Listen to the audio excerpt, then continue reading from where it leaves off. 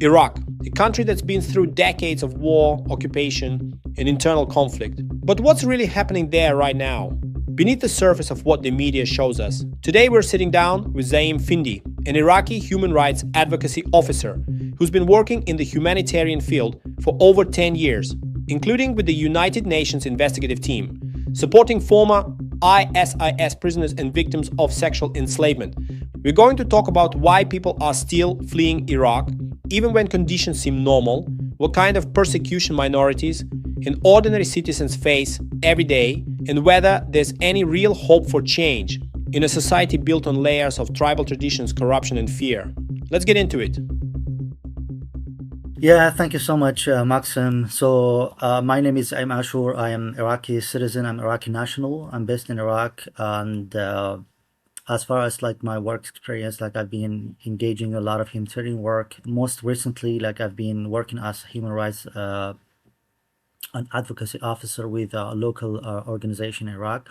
But throughout the years, let's say for the past 10 years, I was heavily engaged in humanitarian work, and then more specifically also for the protection of minorities, because I was working with a United Nations investigative team, and basically this is something that I was, I did a considerable portion of my work, like supporting former ISIS prisoners, and also like the victims of sexual enslavement, etc. And then, as far as like my education background concerned, I have a bachelor degree in education, and then also I studied international management in 2000.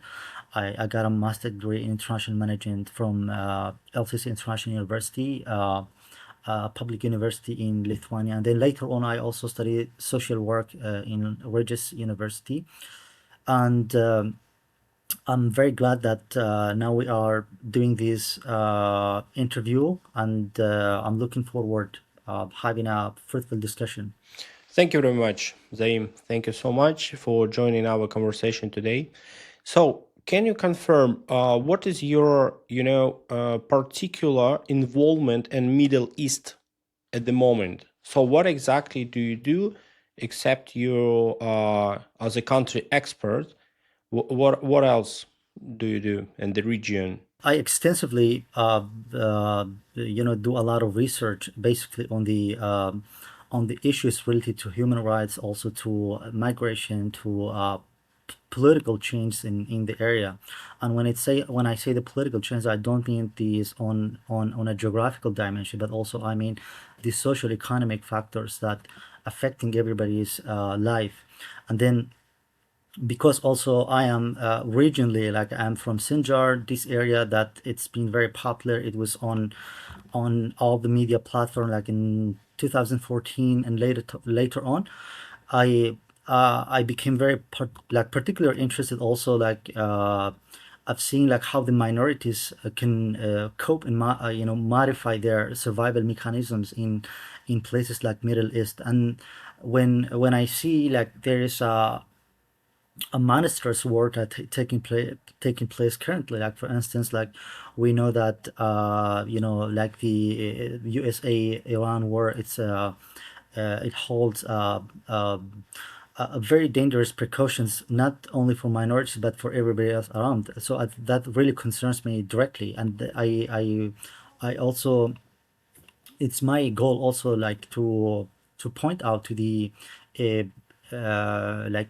contradictions that exist in everybody's in everyday's life, like in Iraq, when it comes to the issue of whether they can have a decision of actually becoming part of rebuilding process of this country, or they can feel like they are delenched in a sense that they are totally detached from making any decision. And therefore they uh, mostly, especially like among the youth, they want to have an option of migrating, and maybe becoming a part, and then also building this sense of nationality in somewhere else. And this is the theme that I've observed for the past couple for the past 10 years, I would say a lot of the Yazidi young people, when they migrate to other countries, within a short span of time, they become very successful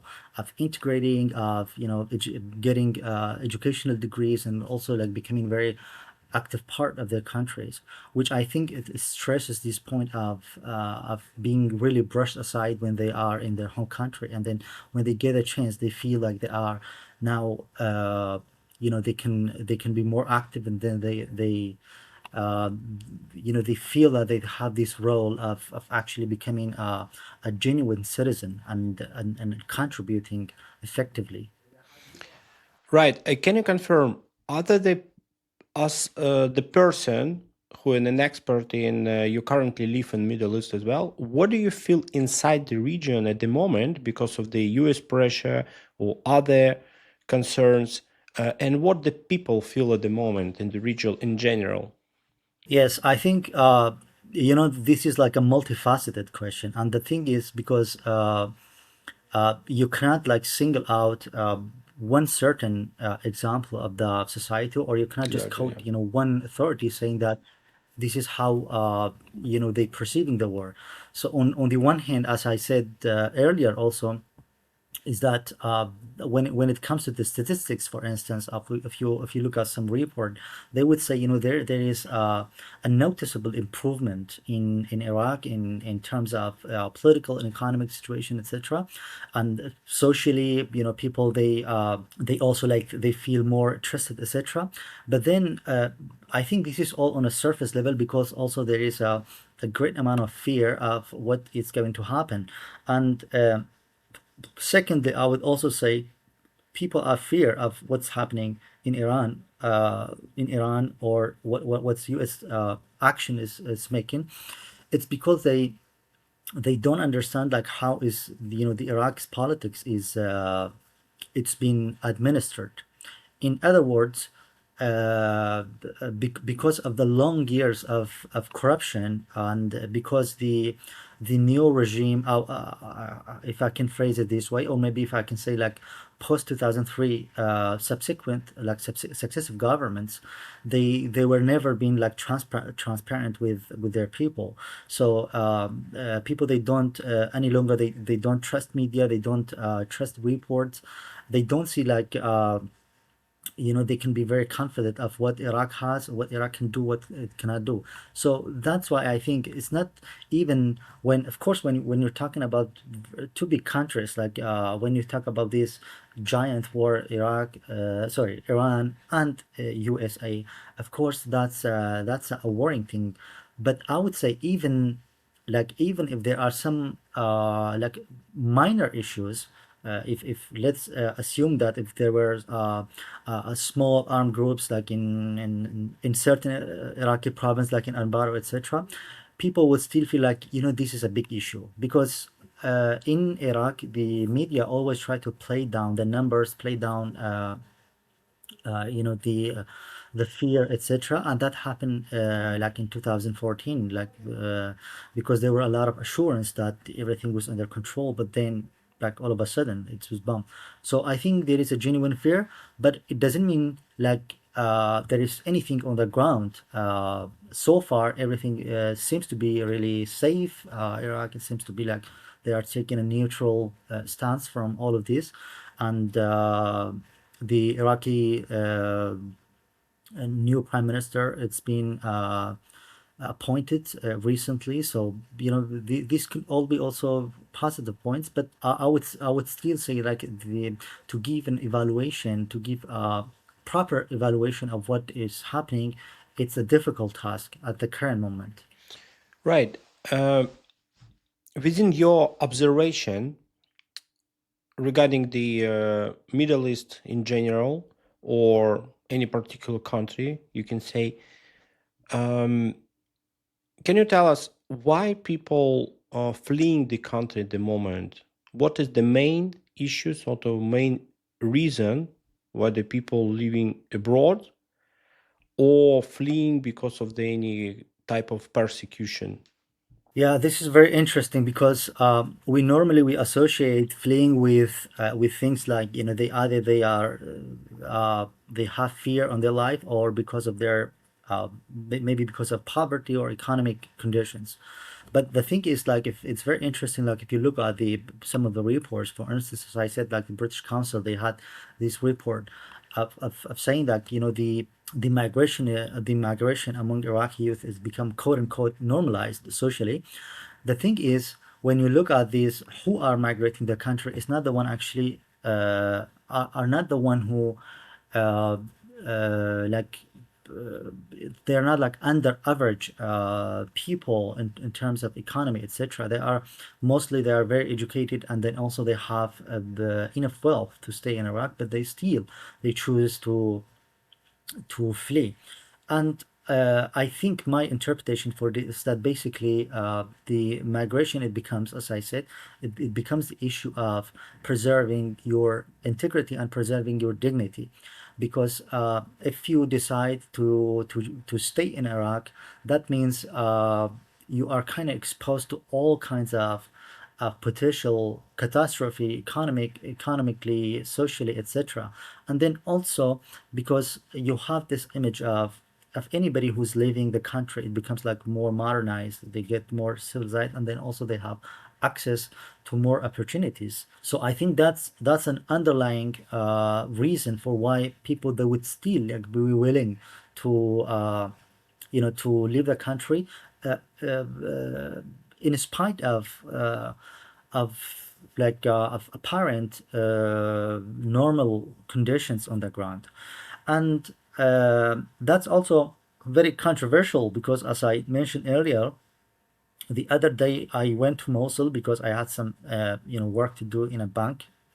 And I could see that because Mosul, as you know, that Mosul was almost totally, or maybe 80% was damaged by 2017 when ISIS took control of the city. And you could see that like everything, it looks very normal, like when it comes, like if you go to any cafe, shopping mall, etc. Soccer field, people are playing, and then TikTok, they doing this like promotion for their product, etc. So everything seems to be really well. But then beneath this normality, there is a strange controversy. It's like no, like people, they don't have that assurance of that they can start a life. And that's what I said, it's really strange because it's not like the people no longer they believe in the existence of having an actual life, but they don't believe that the life itself can begin. And that's a real issue.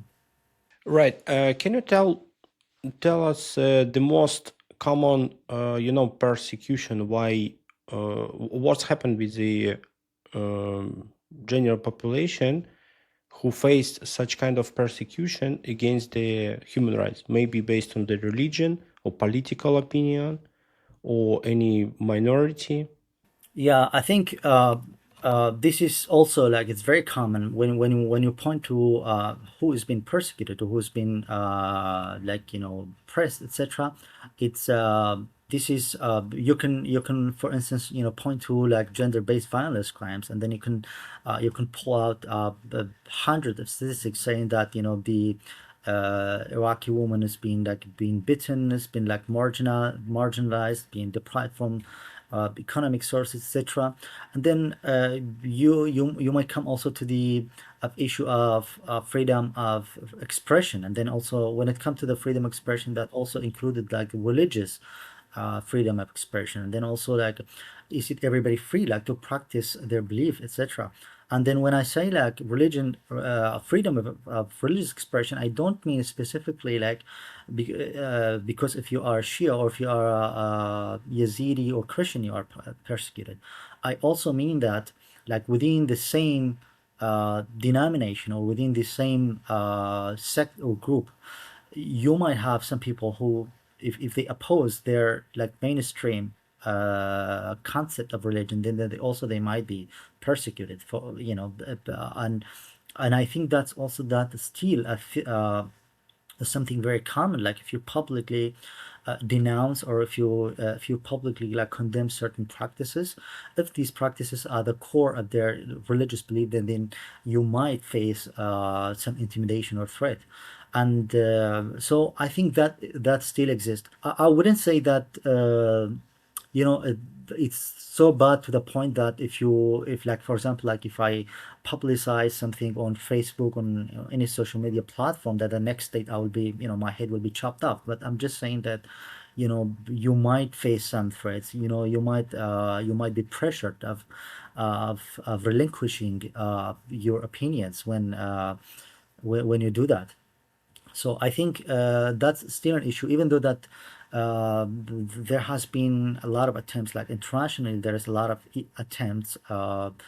NGOs, they doing that, like human rights organizations, they pushing for this, but I think that's a real issue as well.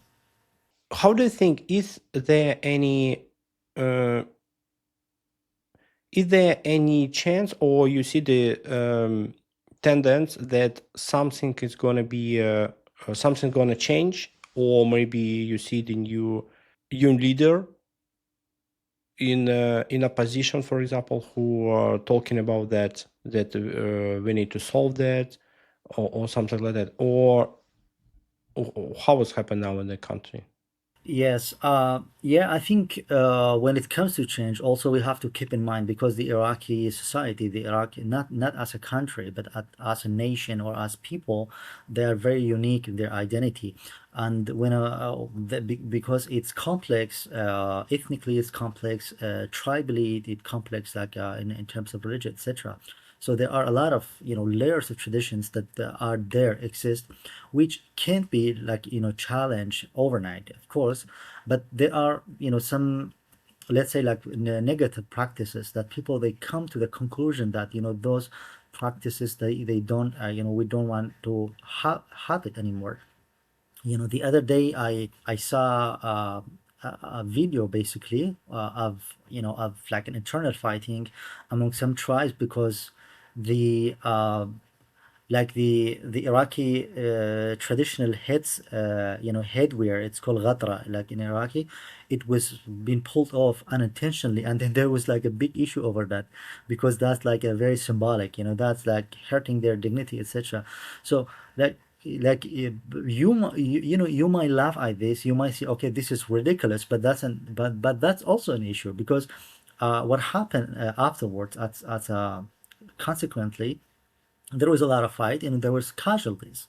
But what does that mean? That means that because of these later traditions, there are a lot of things that, so when it comes to the change, it's very difficult that this change that just can happen haphazardly. No, that's not gonna happen. It can happen, but then it's going to be very gradual. And what I see that, for example, that can change, which can be very effective, is that the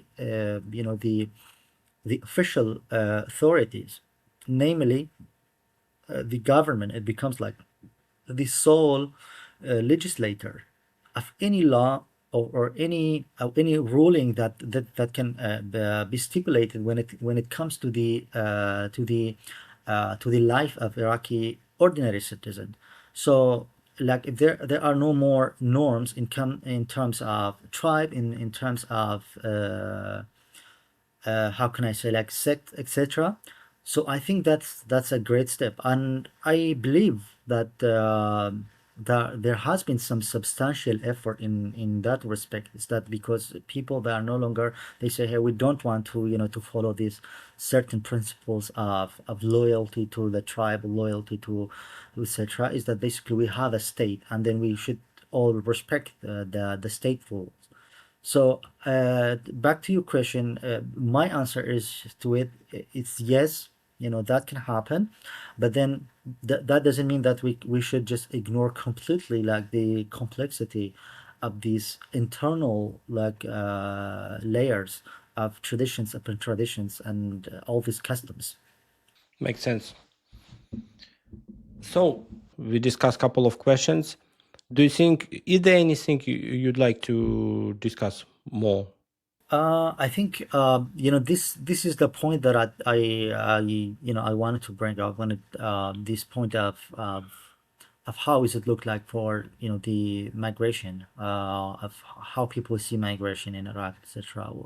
And then I know that there are a lot of challenges in EU country in other places, because also like currently I was working on translating some documents into Kurdish for like Lithuanian authorities, and basically they are targeting those people, Kurds who are in currently in residing in Lithuania, and they filing their asylum application. So I know that how things are tough at the current moment, but what I would say, like for example, of course there are out there, there are extensive amount of information. There are voluminous amount of information, and it would be impossible to cover everything, like every point, like in a discussion, like within 12 minutes, something like.